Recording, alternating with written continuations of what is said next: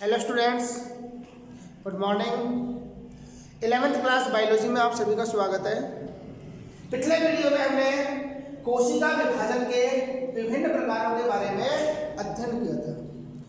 आज इस वीडियो में 11th क्लास के लेसन नंबर 10 कोशिका चक्र एवं कोशिका विभाजन के अंतर्गत कोशिका विभाजन के प्रकारों में तीसरा प्रकार है अर्धसूत्री विभाजन। तो आज हम अर्धसूत्री विभाजन का अध्ययन करेंगे।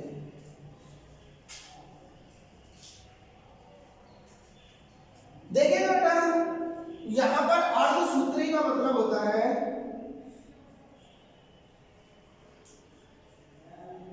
अर्ध का मतलब आधा और यहां सूत्री का अर्थ होता है गुणसूत्र से।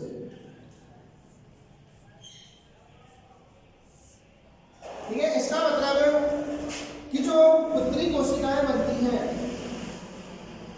पुत्री या संतति सेल्स का जो निर्माण होता है, इन पुत्री या संतति सेल्स में गुणसूत्रों की संख्या जनक कोशिका की तुलना में आधी रह जाती है। तो इस प्रकार के विभाजन को कहते हैं अर्धसूत्री विभाजन। तो हम यहाँ पर डेफिनेशन के तौर पर कह सकते हैं कि कोशिकाओं में होने वाला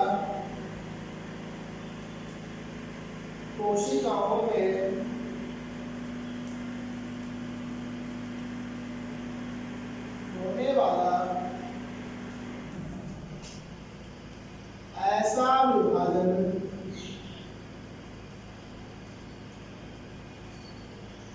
जिसमें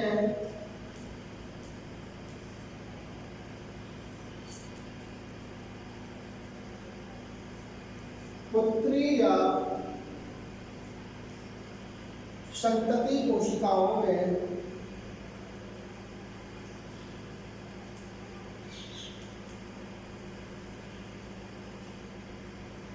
गुणसूत्रों की संख्या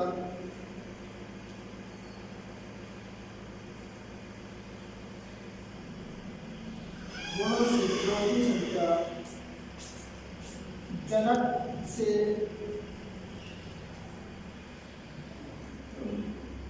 आधी होती है। अर्धसूत्री विभाजन कहलाता है। अर्धसूत्री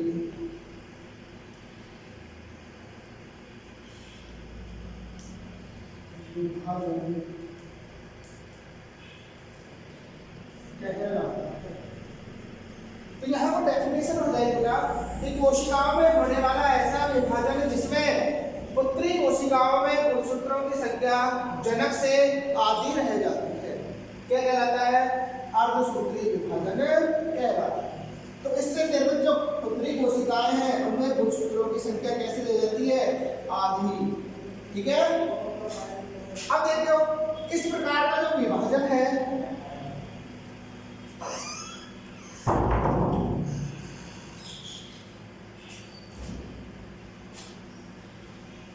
देखिएगा बेटा, इस प्रकार का जो विभाजन है उसके द्वारा एक जनक कोशिका से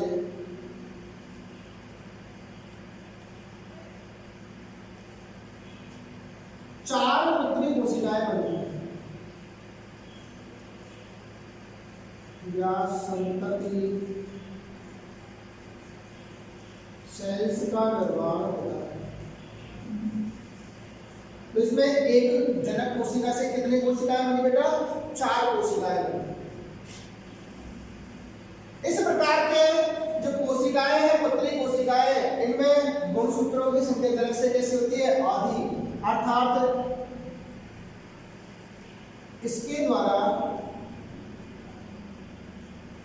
अगुणित कोशिकाओं का निर्माण होता है।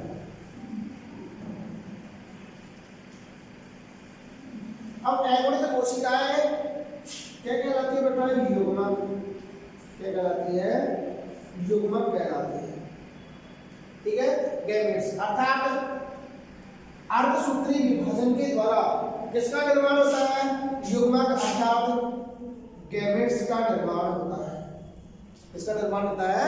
गैमेट्स या युग्मकों का। ठीक है। और देखो जो युग्मक निर्माण की क्रिया कहलाती है युग्मक जनन।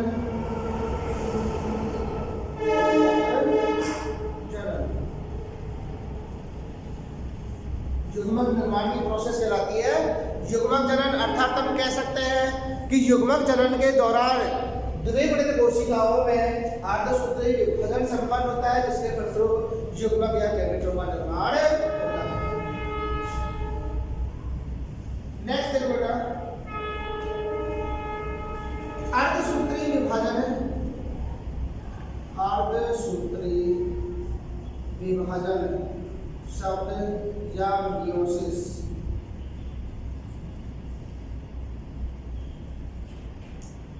शब्द दिया, किसने दिया? फार्मर व मूरे ने। तो अर्धसूत्री विभाजन शब्द किसने दिया? फार्मर व मूरे ने।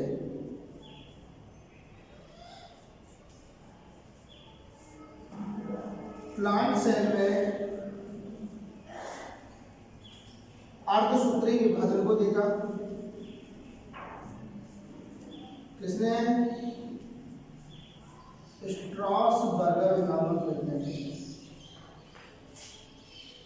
लेकिन जंतु कोशिकाओं में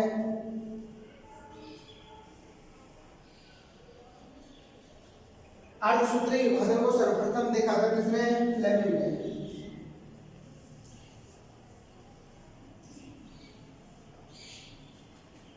तो अर्धसूत्री विभाजन शब्द या मियोसिस शब्द सबसे पहले फार्मर व मूरे नामक वैज्ञानिक ने दिया।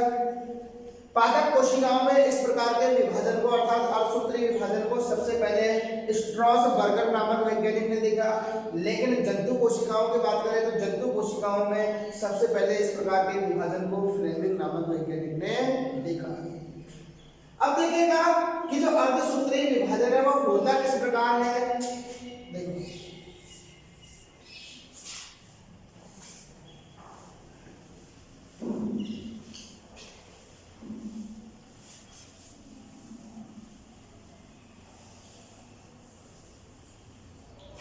नेक्स्ट देखते हैं बेटा अर्धसूत्री विभाजन।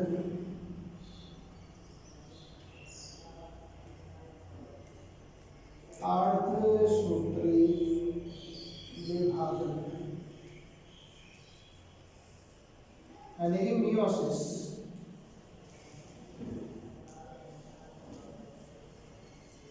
अर्धसूत्री विभाजन दो चरणों में पूर्ण होता है।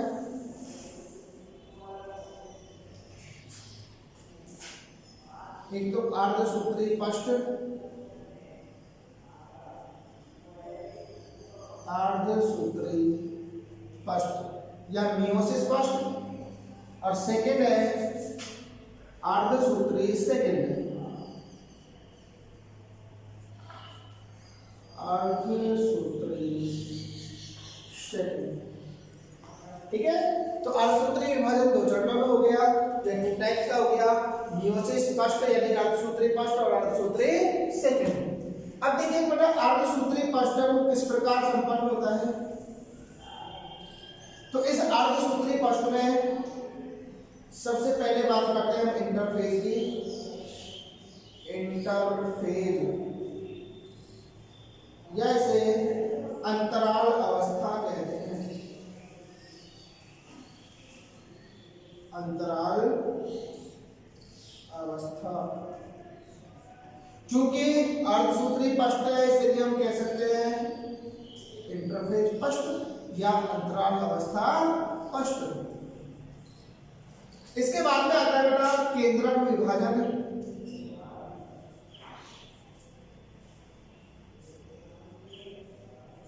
केंद्रक जो कहे डायरेक्टर एम फेज देख लो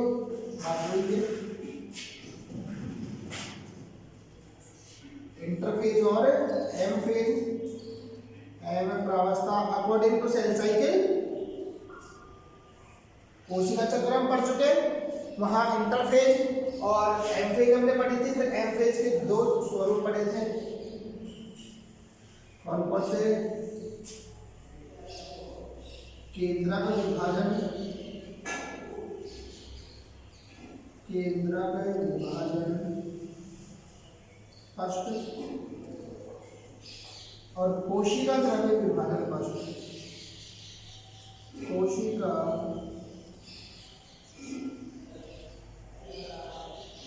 द्रव्य विभाजन फर्स्ट।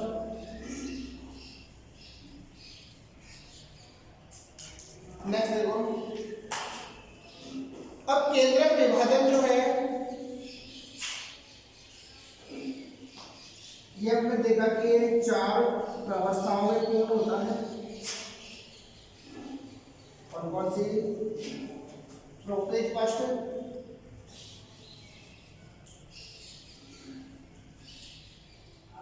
प्रोफेज फर्स्ट, इसके बाद में प्रोफेज के बाद में आती है मेटाफेज,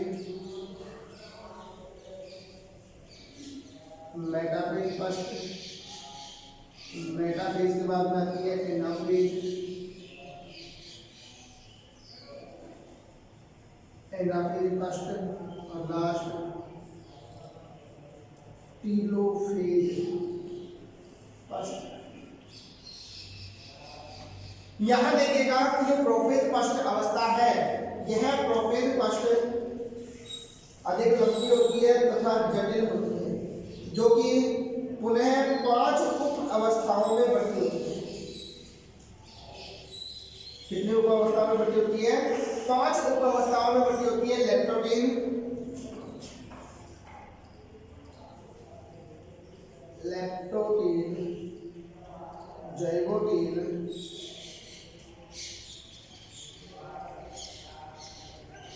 एटीडीन, डिप्लोडीन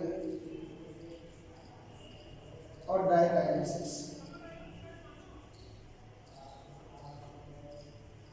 ठीक है, ये 5 अवस्थाएं हैं, लैक्टोटीन, जाइगोटीन, पैकेटीन, डिप्लोडीन और डाइकाइनेसिस। इसके बाद में आती है मेटाफेज फर्स्ट, फिर एनाफेज फर्स्ट और टीलोफेज फर्स्ट। और टीलोफेज फर्स्ट की समाप्ति के पश्चात एक कोशिका में 2 केंद्रक हो जाते हैं, ठीक है, जिनमें गुणसूत्रों की संख्या जनक कोशिका की तुलना में आधी रह जाती है। इसके पश्चात कोशिका द्रव्य का विभाजन होता है, जिसके फलस्वरूप 2 अयुग्मित कोशिकाओं का निर्माण हो जाता है। इसके पश्चात इन दोनों अयुग्मित कोशिकाओं में अर्धसूत्री विभाजन सेकंड होता है। क्या होता है? अर्धसूत्री सेकंड। तो अर्धसूत्री सेकंड समसूत्री विभाजन के समान होता है, तो इसे भी हम बांट सकते हैं इंटरफेज सेकंड,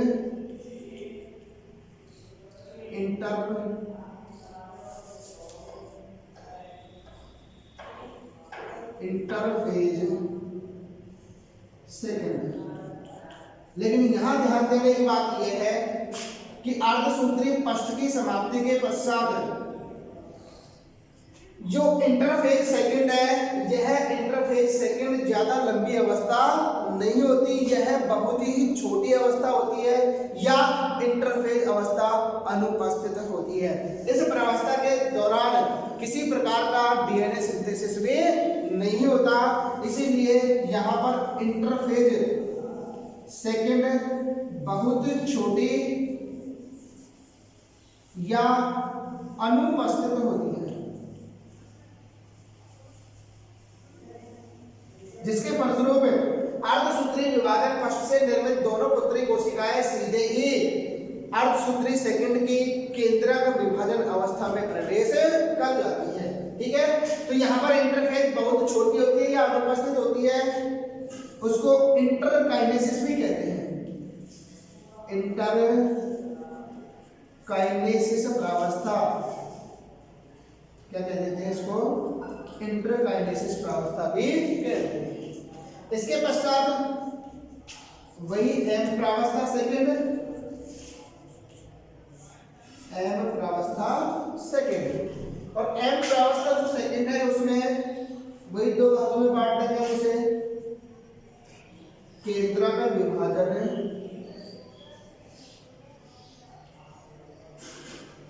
सेकंड और कोशिका द्रव्य विभाजन, कोशिका द्रव्य विभाजन सेकंड। ठीक है, फिर केंद्रक विभाजन है, उसकी वही 4 प्रावस्थाएं होंगी जो समसूत्री विभाजन के समान होती है। कौन कौन सी? Prophase second, metaphase second, metaphase second, anaphase second और टीलोफेज, टीलोफेज सेकंड। तो वो एक केंद्रक विभाजन की 4 प्रावस्थाएं हो गई, prophase second, metaphase second, anaphase second और टीलोफेज सेकंड। इसके पश्चात टीलोफेज के पश्चात एक कोशिका में वही 2 केंद्रक होंगे, उसके पश्चात कोशिका द्रव्य का विभाजन होगा और कोशिका द्रव्य के विभाजन के फलस्वरूप दोनों पुत्री कोशिकाओं से 4 कोशिकाएं बन जाएंगी। अर्थात हम कह सकते हैं कि अर्धसूत्री विभाजन में एक जनक कोशिका से 4 पुत्री कोशिकाओं का निर्माण हो जाता है। तो ये था पूरा अर्धसूत्री विभाजन, हम एक एक प्रावस्था का अध्ययन करेंगे।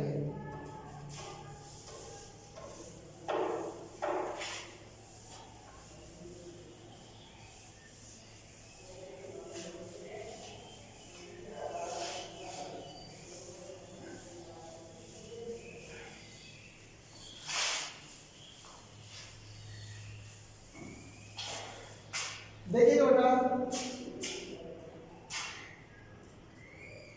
तीसरा प्रकार था अर्धसूत्री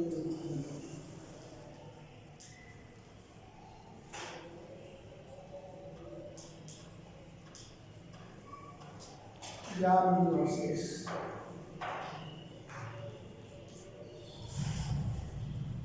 इस मियोसिस के अंतर्गत सबसे पहले हम पढ़ेंगे अर्धसूत्री पष्ट, अर्धसूत्री पष्ट या मियोसिस पष्ट। देखो बेटा, अर्धसूत्री पष्ट है, यह एक न्यूनकारी विभाजन होता है, न्यूनकारी विभाजन होता है।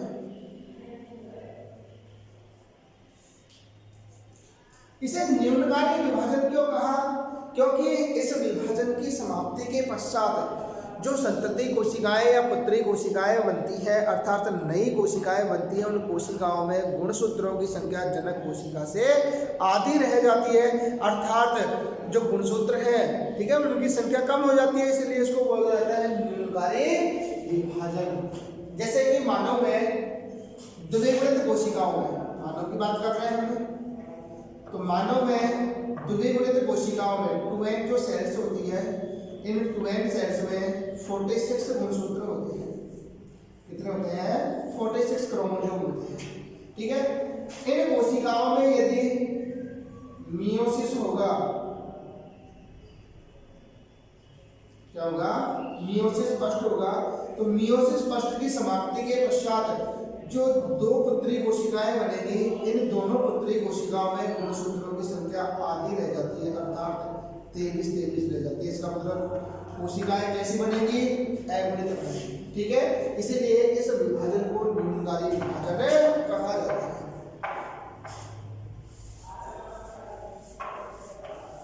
देखिएगा, अर्धसूत्री विभाजन पष्ट में सबसे पहले हम देखते हैं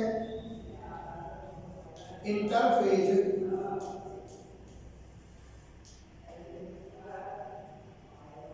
पष्ट। देखो, इंटरफेज पष्ट हम कोशिका चक्र के अंतर्गत पढ़ चुके। ठीक है, तो यहां पर इंटरफेज पष्ट है वो कोशिका चक्र के समान होती है। किसके समान होती है बेटा? कोशिका चक्र के समान, जो हम कोशिका चक्र में पहले ही अध्ययन कर चुके हैं। अर्थात ये कैसी है? तैयारी की अवस्था है, तैयारी की अवस्था जिसमें कोशिका विभाजन के लिए तैयार होती है।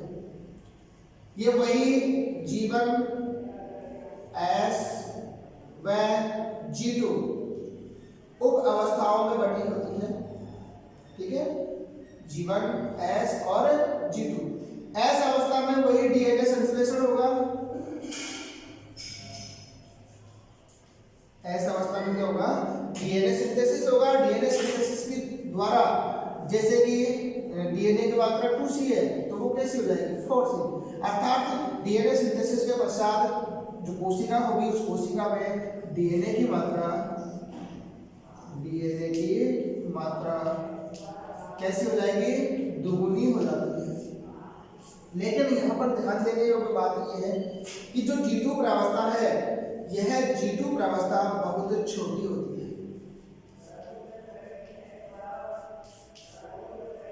अर्थात अर्धसूत्रीय विभाजन पक्ष में जो इंटरफेज है, इस इंटरफेज की G2 अवस्था कोशिका चक्र की तुलना में बहुत छोटी होती है, जिसके फलस्वरूप डीएनए संश्लेषण जैसे ही फिनिश होता है तो कोशिका केंद्रक विभाजन अवस्था में प्रवेश कर जाती है, ठीक है। तो ये थोड़ा सा अंतर है, बाकी सेम कोशिका चक्र के समान है इंटरफेज। नेक्स्ट देखो बेटा, इंटरफेज के बाद में दूसरा है केंद्रक विभाजन। और केंद्रक विभाजन की फर्स्ट अवस्था पढ़ते हैं, तो सेकेंड हम दे सकते हैं केंद्रक विभाजन फर्स्ट। और केंद्रक विभाजन फर्स्ट की अवस्थाओं में पहली थी प्रोफेज फर्स्ट, या इसे कहा था पूर्वावस्था फर्स्ट।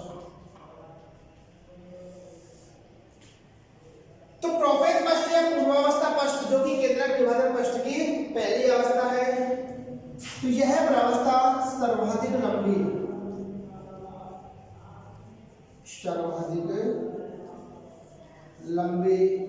व जटिल प्रावस्था होती है। कैसी होती है, सर्वाधिक लंबी होती है और सर्वाधिक जटिल प्रावस्था होती है। यह पुनः 5 उप अवस्थाओं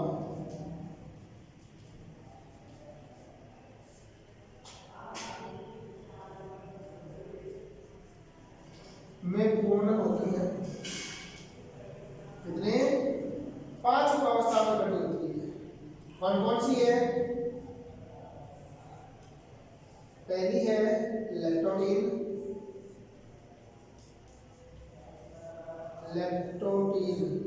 यह इसे कहते हैं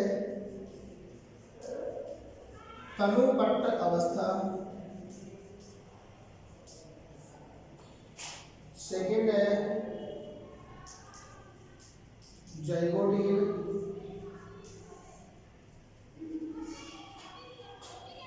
जाइगोटीन को बोलते हैं युग्मपट्ट अवस्था, युग्मपट्ट अवस्था। थर्ड सी है पैकेटिंग,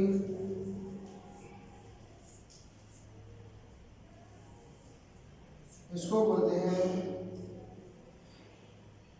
स्थूल पट्ट अवस्था, स्थूल पट्ट अवस्था। और लास्ट डी है चौथी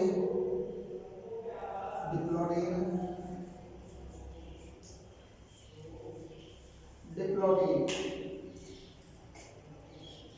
या इसको द्विपट्ट अवस्था भी कहते हैं, द्विपट्ट अवस्था। और लास्ट फिफ्थ डाइकाइनेसिस,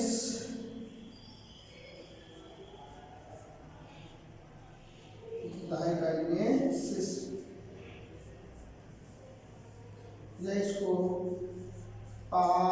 पारगतिक्रम अवस्था भी कहते हैं। तो ये 5 उप अवस्थाओं में बटी होती है प्रोफेज फर्स्ट, लेप्टोटीन या तनुपट्टावस्था, जाइगोटीन या युग्म पट्टावस्था, पेंडिटीन या स्थूल पट्टावस्था, डिप्लोटीन या द्विपट्टावस्था और डाइकाइनेसिस या प्रतिक्रम अवस्था। तो ये प्रोफेज फर्स्ट की 5 अवस्थाएं होती किस प्रकार है, तो एक एक का अब अध्ययन करते हैं।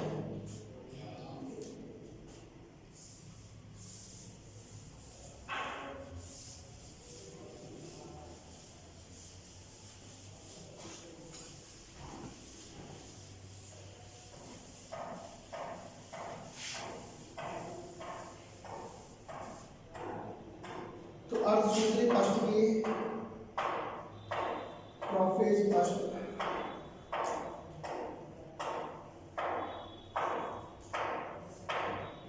और प्रोफेज फर्स्ट में हम सबसे पहले पढ़ेंगे लेप्टोटीन।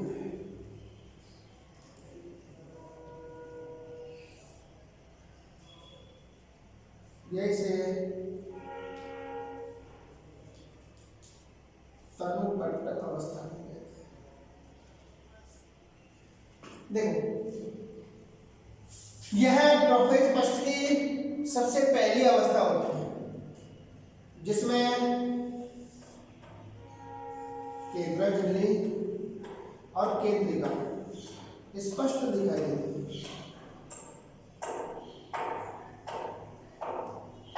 केंद्र झिल्ली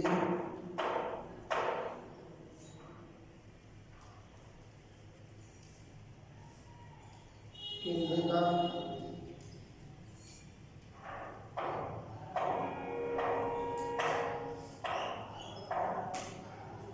यहां पर देखो, जैसे इंटरफेस समाप्त होती है तो उसके पश्चात लेप्टोटीन अवस्था आती है प्रोफेज फर्स्ट की। जैसे लेप्टोटीन अवस्था में जो गुणसूत्र है, इन गुणसूत्रों से जल बाहर निकलने की प्रक्रिया शुरू हो जाती है। इसी कारण जो गुणसूत्र है वो पतले, लंबे व धागेनुमा दिखाई देते हैं। कैसे दिखाई देते हैं?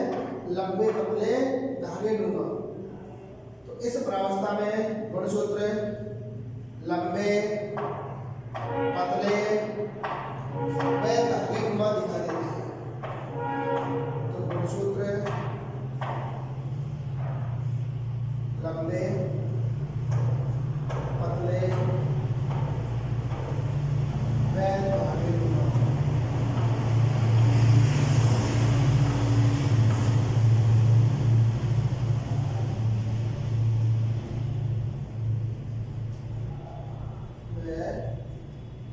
धागेनुमा दिखाई देते हैं। ठीक है, इन गुणसूत्रों पर क्रोमोमियर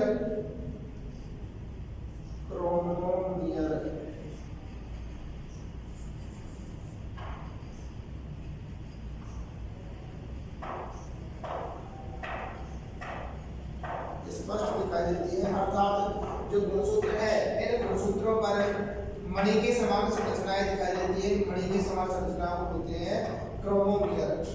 तो इस प्रावस्था में गुणसूत्रों पर क्रोमोमियर स्पष्ट दिखाई देते हैं।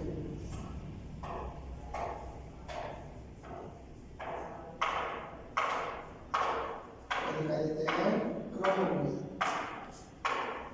सेकंड प्रावस्था है जाइगोटीन।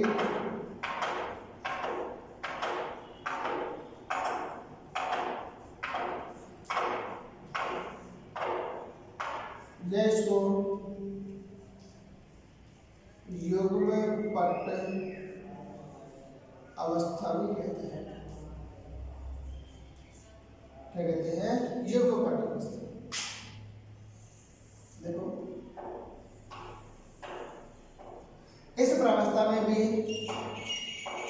केंद्र झिल्ली और केंद्रिका स्पष्ट दिखाई देती है। लेकिन जो गुणसूत्र है, इन गुणसूत्रों से जल के अधिक बाहर निकलने के फलस्वरूप गुणसूत्र छोटे व मोटे दिखाई देते हैं।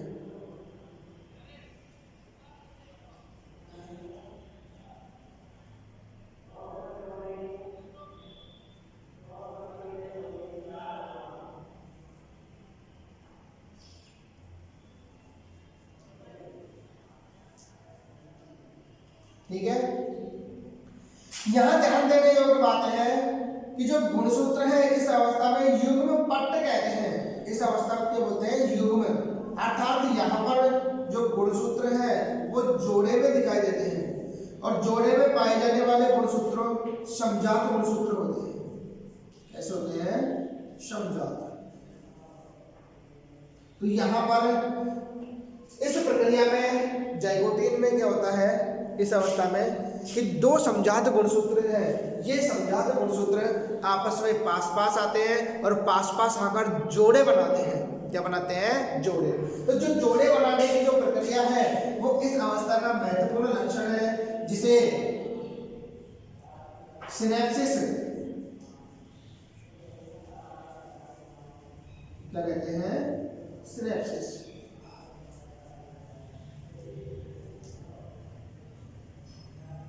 या युग्मन कहते हैं। तो यहाँ पर समजात गुणसूत्र जोड़े के रूप में दिखाई देते हैं, अर्थात समजात गुणसूत्र आपस में जोड़े बना लेते हैं, जिसके फलस्वरूप ये युग्म में दिखाई देते हैं। इस क्रिया को बोलते हैं सिनेप्सिस या युग्मन। इस प्रोसेस के अंतर्गत गुणसूत्र बाइवैलेंट दिखाई देते हैं। बाइवैलेंट अर्थात युगली अवस्था में दिखाई देते हैं। कैसे देते हैं? युगली। तो गुणसूत्र कैसे दिखाई देते हैं? बाइवैलेंट गुणसूत्र के रूप में। तथा इसी उप अवस्था में सिनेप्टोडीमल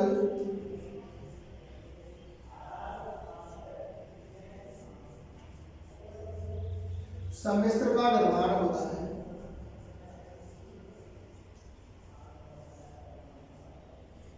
इस अवस्था में सिनेप्टोनीमल कॉम्प्लेक्स या सिनेप्टोनीमल सम्मिश्र का निर्माण भी इसी जाइगोटिक उपावस्था में होता है। नेक्स्ट है अगली उपावस्था सी, पैकेटिंग।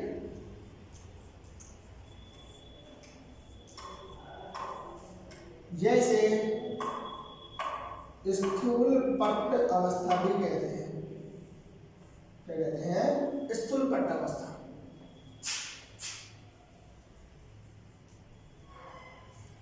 देखिएगा स्थूल पट्ट अवस्था में क्या होता है?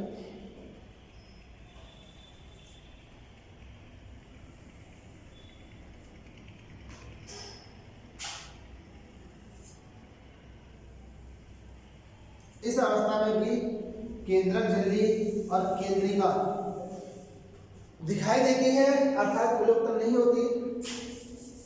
लेकिन यहाँ पर जो बाइवैलेंट गुणसूत्र थे, इन बाइवैलेंट गुणसूत्रों में लंबवत विभाजन होता है और लंबवत विभाजन के फलस्वरूप टेट्रावैलेंट गुणसूत्रों का निर्माण होता है।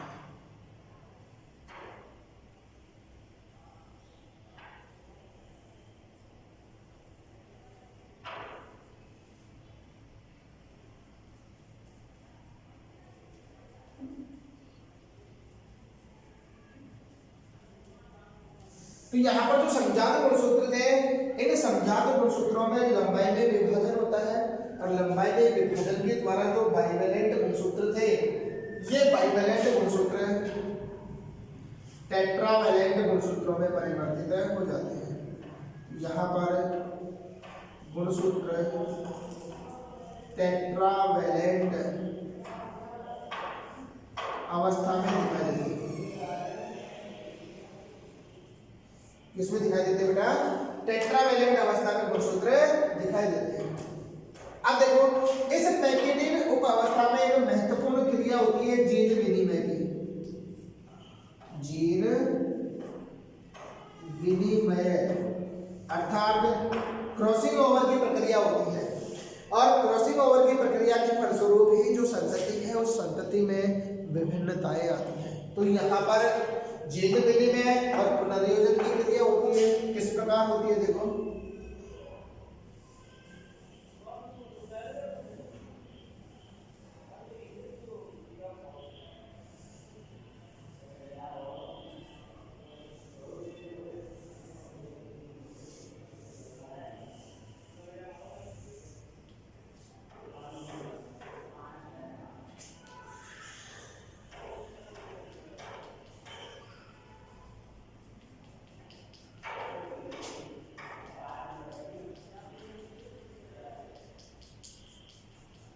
ये है समजात गुणसूत्र,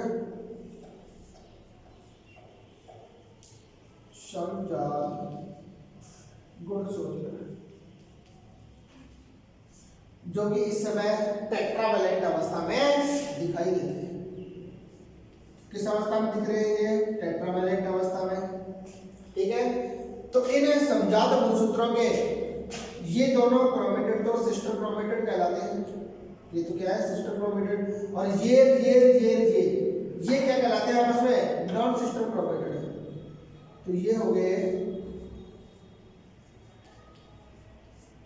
नॉन सिस्टर या अपुत्री क्रोमेटिड। ठीक है, तो यहां पर इस पैकेटिन उपावस्था में समजात गुणसूत्रों के जो कैसे टेट्रावैलेंट है, इन समजात गुणसूत्रों के नॉन सिस्टर क्रोमेटिड खंडों के मध्य जो गुणसूत्र खंड है, इनके आदान प्रदान की क्रिया होती है। तो गुणसूत्रों के आदान प्रदान की क्रिया क्या कहलाती है? जीन विनिमय कहलाती है। तो यहाँ पर कौन सी क्रिया होगी बेटा? जीन विनिमय की क्रिया होगी। और इस जीन विनिमय की क्रिया के फलस्वरूप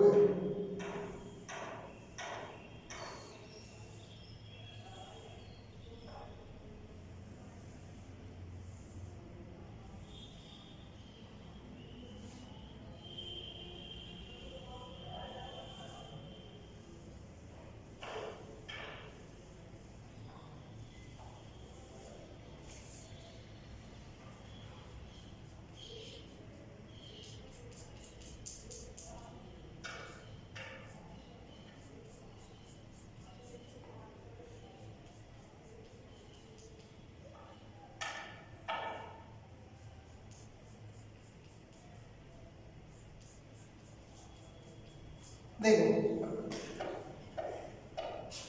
हमने दो गुणसूत्र लिए, एक तो व्हाइट वाला है, दूसरा डार्क वाला है।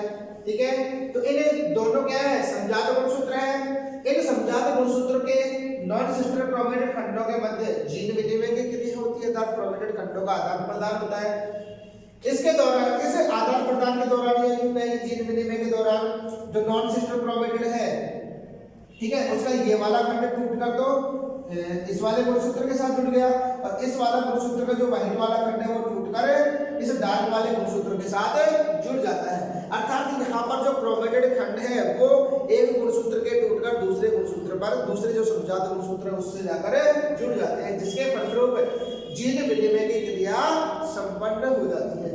ठीक है, तो यहाँ पर महत्वपूर्ण क्रिया होती है जीन विनिमय की क्रिया और पुनर्योजन की क्रिया। ठीक है, जिसके फलस्वरूप जो संतति है उस संतति में विभिन्नताएं आती है। तो यहाँ पर हमें ध्यान रखना है कि पैकेटिन उपावस्था के अंतर्गत जीन विनिमय की क्रिया और पुनर्योजन की क्रिया संपन्न होती है। नेक्स्ट बेटा, अगली उपावस्था है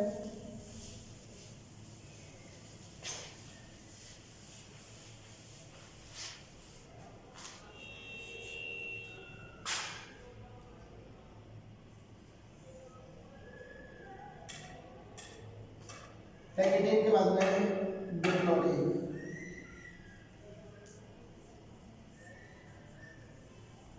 यह इसको द्विपट अवस्था भी कहते हैं। देखो, डिप्लोडिन अवस्था में क्या होता है?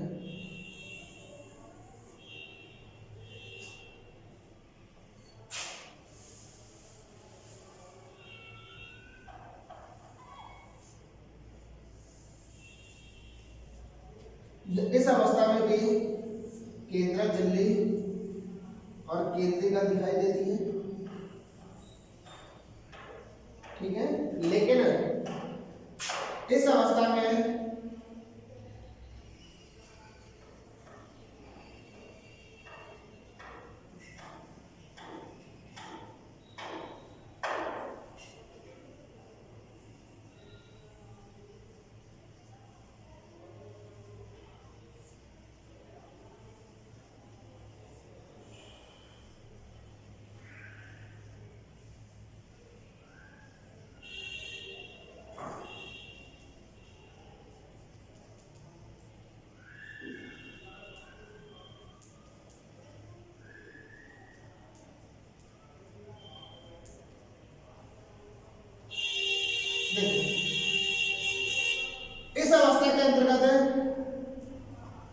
जो जीन विनिमय के दौरान जो गुणसूत्र खंड का आदान प्रदान हुआ था, तो जहां पर जीन विनिमय की क्रिया संपन्न होती है उन क्रोमेटिड खंडों के मध्य एक प्लस आकार की संरचना का निर्माण हो जाता है।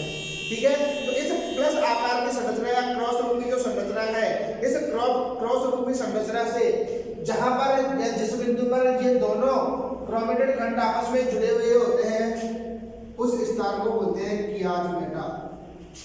क्या कहते हैं? कियाजमेटा।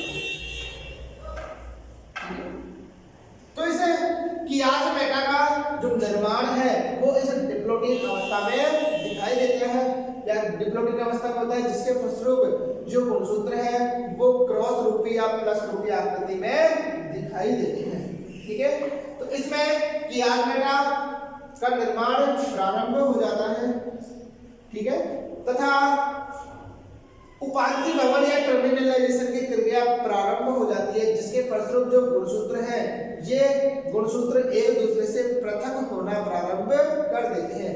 फलस्वरूप जो पृथक्करण है वो सेंट्रोमियर से भुजा की ओर होता है, अर्थात पृथक्करण है वो इस सेंट्रोमियर या गुणसूत्र बिंदु से प्रारंभ होकर इसके शीर्ष भागों की ओर होता है, जिसके फलस्वरूप जो गुणसूत्र एक दूसरे से अलग होते हैं। ठीक है, वो क्रिया कहलाती है उपांति भवन या टर्मिनलाइजेशन। तो इसमें उपांति भवन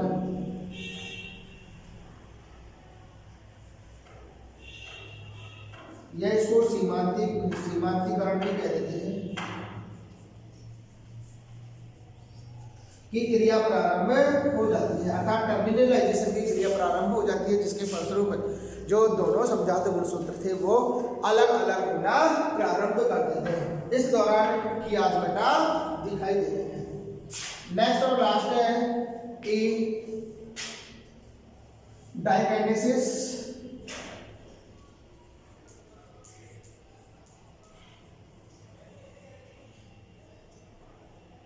या इसको पारगतिक्रम अवस्था भी कहते हैं। देखो, इस अवस्था में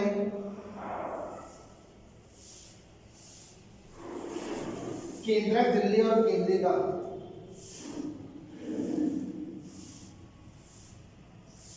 विलुप्त होना प्रारंभ हो जाती है। केंद्रिका भी विलुप्त होना प्रारंभ हो गई। जो टर्मिनलाइजेशन की क्रिया या उपांति भवन की क्रिया थी वो इस डाइकाइनेसिस में पूर्ण हो जाती है, जिसके फलस्वरूप दोनों समजात गुणसूत्र एक दूसरे से अलग हो जाते हैं।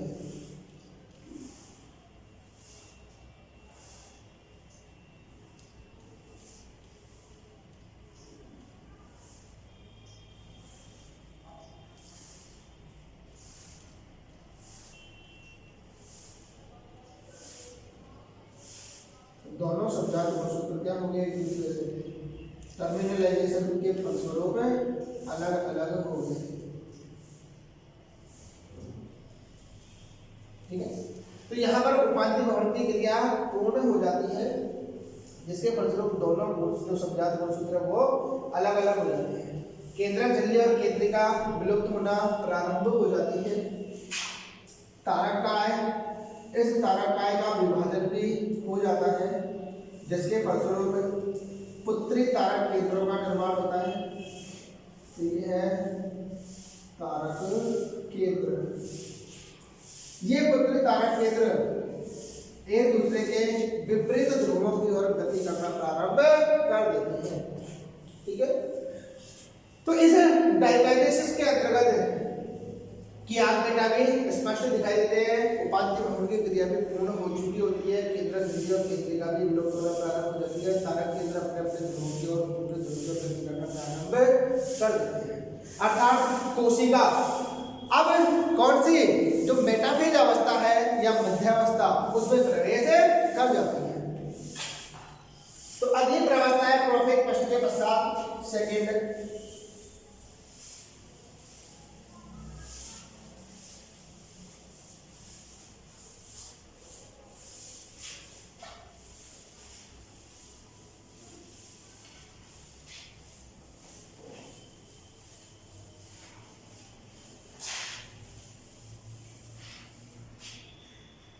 प्रोफेज फर्स्ट के बाद में सेकेंड प्रावस्था है मेटाफेज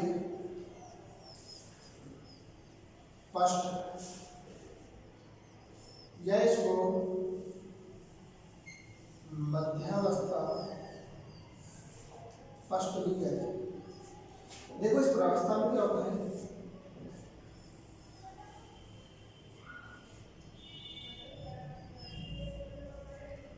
इस प्रावस्था में तारक केंद्र अपने अपने ध्रुवों पर पहुंच जाते हैं। तो तारक केंद्र अपने अपने ध्रुवों पर आ गए, ठीक है। जो गुणसूत्र है, ये गुणसूत्र मेटाफेज प्लेट के दोनों ओर व्यवस्थित होते हैं। यह ध्यान रखने की चीज है कि अर्ध समसूत्री विभाजन हमने देखा था कि गुणसूत्र मेटाफेज प्लेट पर व्यवस्थित थे, लेकिन यहाँ पर जो गुणसूत्र है वो मेटाफेज प्लेट के दोनों ओर व्यवस्थित होते हैं।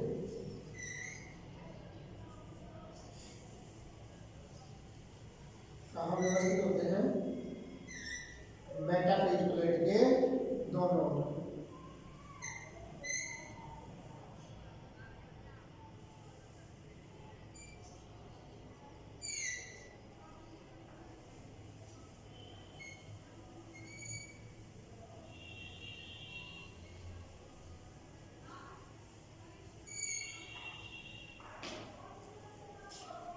ये तो व्हाइट वाला गुणसूत्र हो गया, ये डार्क वाला गुणसूत्र है।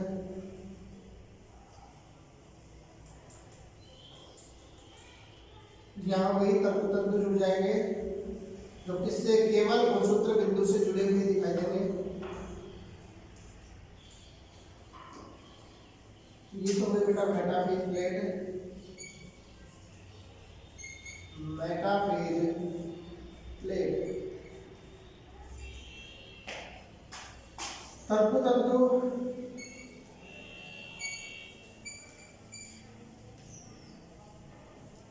गुणसूत्र की भुजा है,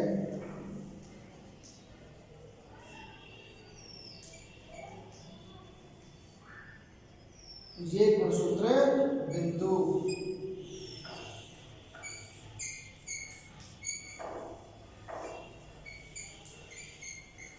देखो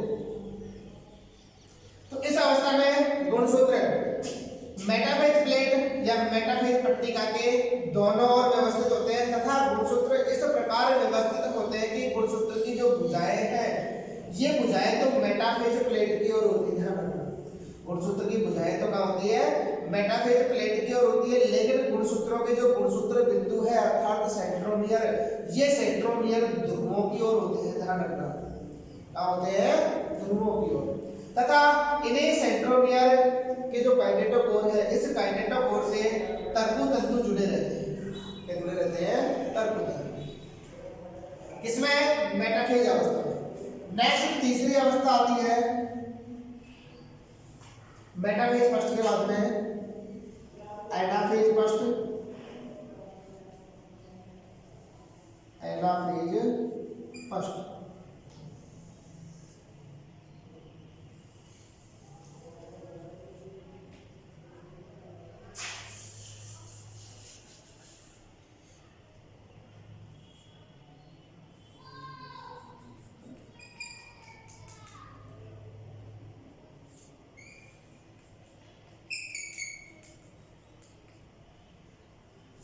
देखो इस प्रावस्था में जो समसूत्री विभाजन में हमने देखा था कि जो गुणसूत्र है, इन गुणसूत्रों के गुणसूत्र बिंदु में विभाजन हुआ था, लेकिन यहाँ पर किसी प्रकार का विभाजन गुणसूत्र बिंदु में नहीं होता है। फलस्वरूप जो गुणसूत्र है, इस गुणसूत्र का पूरा का पूरा जो जोड़ा है वो अपने ध्रुव की ओर गति कर जाता है, अर्थात यहाँ पर अर्ध गुणसूत्रों का निर्माण नहीं होता। क्योंकि हमने देखा था कि मध्यावस्था या मेटाफेज प्लेट मध्यावस्था में जो मेटाफेज प्लेट है, इस मेटाफेज प्लेट पर गुणसूत्र व्यवस्थित नहीं होते, अपितु इसके दोनों ओर होते हैं। ठीक है, तो आधे गुणसूत्र तो मेटाफेज प्लेट के इस ओर व्यवस्थित होते हैं, आधे गुणसूत्र मेटाफेज प्लेट के इस ओर व्यवस्थित होते हैं। ठीक है, जिसके फलस्वरूप आधे गुणसूत्र तो इस वाले ध्रुव की ओर चले जाएंगे मेटाफेज वाले ध्रुव की ओर गति कर देते हैं। तो यहाँ पर पूरा का पूरा जो गुणसूत्र है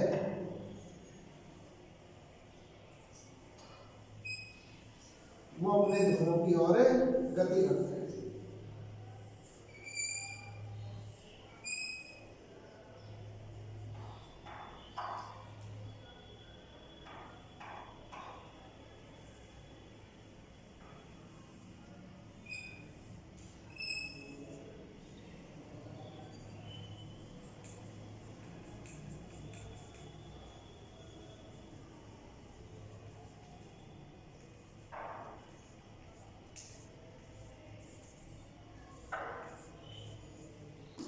तो यहाँ पर तर्कोतंतुओं में संकुचन होगा और तर्कोतंतुओं में संकुचन के द्वारा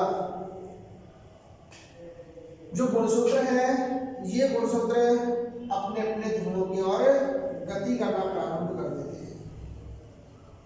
तो इस प्रकार की जो गति है वही एनाफिजिक गति कहलाती है, जिसमें पूरा का पूरा जो गुणसूत्र है वो अपने अपने ध्रुवों की ओर गति करता है, अर्थात सेंट्रोमियर में किसी प्रकार का विभाजन नहीं होता, आधे गुणसूत्रों का निर्माण नहीं होता। फलस्वरूप कोशिका के आधे गुणसूत्र तो इस ध्रुव की ओर, आधे गुणसूत्र विपरीत ध्रुव की ओर स्थानांतरित हो जाते हैं। नेक्स्ट चौथी अवस्था है टेलोफेज अवस्था।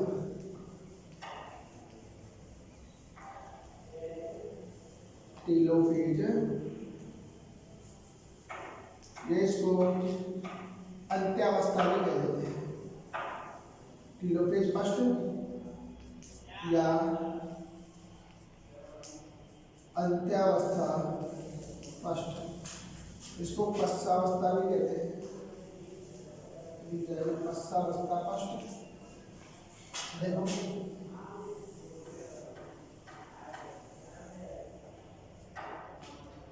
इस प्रावस्था के अंत में क्या होता है कि अपने अपने ध्रुवों की ओर गति करते हुए गुणसूत्र अपने अपने ध्रुवों पर पहुंच जाते हैं। ठीक है, केंद्रक झिल्ली और केंद्रिका पुनः प्रकट हो जाती है।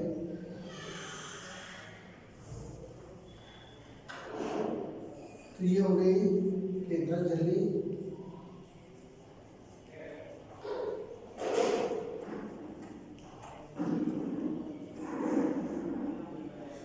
केंद्रिका,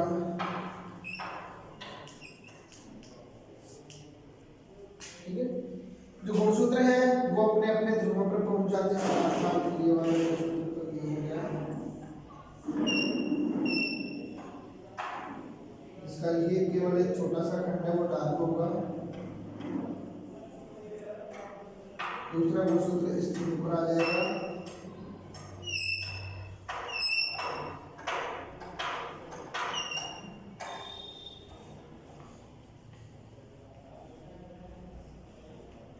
ये डार्क वाला गुणसूत्र है। तो इस प्रावस्था में केंद्रक झिल्ली पुनः प्रकट हो जाती है, केंद्रिका पुनः प्रकट हो जाती है तथा अपने अपने ध्रुवों की ओर गति करते हुए गुणसूत्र अपने अपने ध्रुवों पर पहुंच जाते हैं। तो यहाँ पर एक ध्यान देने की बात यह है कि यहाँ पर एक कोशिका में कितने केंद्रक बने? 2 केंद्रक बने, अर्थात एक ही कोशिका में 2 केंद्रकों का निर्माण हो जाता है, अर्थात कोशिका कैसी हो गई? द्विकेंद्रक हो गई। लेकिन ये दोनों केंद्रक कैसे होंगे? अगुणित होंगे। कैसे होंगे?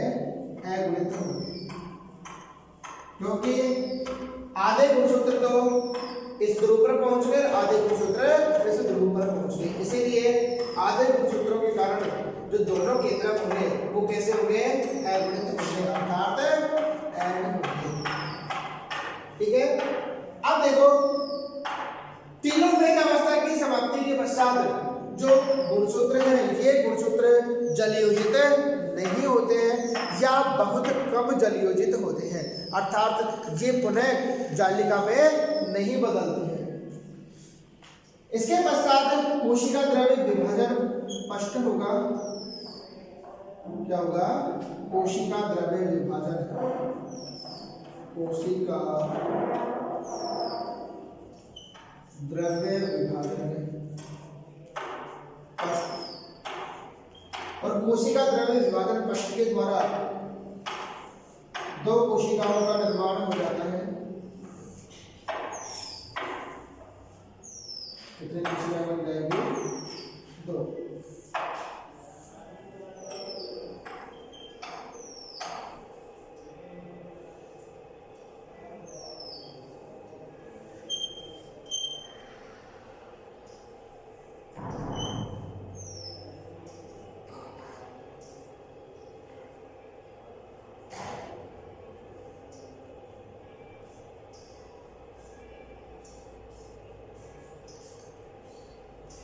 ये बन गई दोनों कोशिकाएं। ये कोशिकाएं पुत्री कोशिकाएं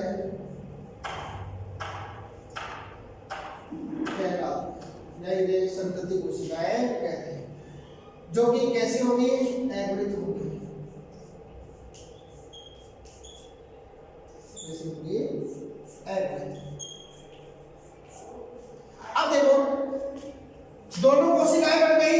अब ये दोनों कोशिकाएं अर्धसूत्री विभाजन सेकंड में प्रवेश करती है।